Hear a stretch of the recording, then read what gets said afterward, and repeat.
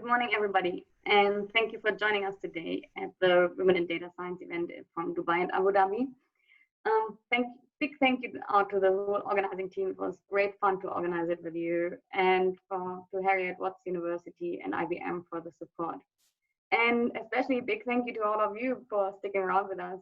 We wanted to originally host the event in March and April, but because of COVID-19, we had to cancel everything. So unfortunately, it's only virtual now, but I hope we'll all be in the same room soon again to meet. When we were originally planning the event, nobody would have thought that the world would look like it does now. All of us, we haven't been to the offices for a long time. Loungewear has somehow become an essential part of fashion, and all the world economies are struggling. I'm not sure who of you listened to the UN General Secretary Antonio Guterres in January 2020. In his speech, when he was addressing the General Assembly, he announced that there are 4 horsemen of the apocalypse. Sorry. He mentioned geopolitical tension, the climate crisis, global mistrust, and the dark side of technology. Now, only 6 months later, we have reached a whole new level.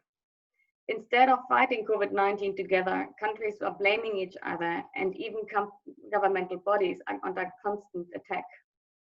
The climate crisis and global warming have slowed down due to less pollution, but even though we all see the pictures of dolphins in the canals of Venice, the temperature and the environmental damage numbers are still rising. People are out on the street demonstrating. The mistrust on governments and police has reached a completely different level. Even in countries like my home country, Germany, the belief in conspiracy theories has become a serious problem. But the last horseman the General Secretary mentioned is the dark side of technology. Unfortunately, the biggest problem that we have is the pacing problem in development tech. Innovations in AI and data science have moved much faster than changes in society or other fields, for example, politics and legislation. We have what we call the Colin-Rich problem, that when we develop a technology, we can't see the impact on society. But once the impact, once we see the impact, it is already so ingrained into the world that we can't shut it down or do anything against it. We've seen it with innovations, for example, the internet, mobile phones, Twitter, Instagram, or TikTok, just to name a few. But the ones of you who know me, they know that I'm a firm believer that in crisis also lies opportunity. The world has realized, again, how important topics like ethics are, and that we actually have to think about the question, what does this help to, does this help to build a better world and a world that I want to live in before we start coding? For the first time ever, ethics is directly related to business value, and there's a financial incentive to act ethically for companies. We use technology to help us realize a lot about the biases of the world that we live in. With the use of data and AI, we are able to see, for example, if loans are more likely to be given to men, if salary and promotions are equal for equal performance, and if healthcare or research is provided equally to men and women. We have to ensure that the use of AI and data science also has to be human-centric, transparent, unbiased, explainable. Crises have always been an accelerator of inequality, but with good, diverse, and diligent data, science, and AI, we will be able to predict, detect, and act early on these events.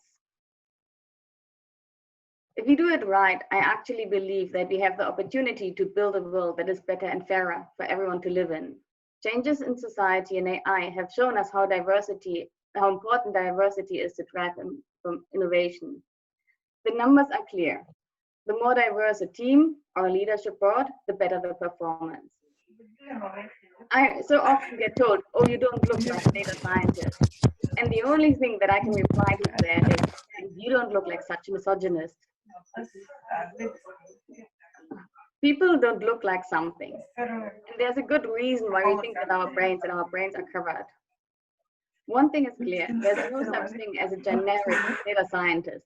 We all look different, we all do different things, from engineering to visualization to business analytics, HR, mathematics, all over the field. But there's one thing that combines us all: the love of asking questions and a scientific approach to answer these questions. So I'm more than thrilled today to start a day full of amazing and very diverse women who have found their passion in life and who know who are known for their excellence in their field. I hope you're all as excited as I am, and whatever you're going to do in the field of data science, grab the opportunity that life gives you. And don't forget to ask yourself, is it right, is it ethical, and is it fair? So go out there, give your heart to what you're doing, and build a better world. Enjoy the day, and I wish you have a wonderful time with us. Thank you.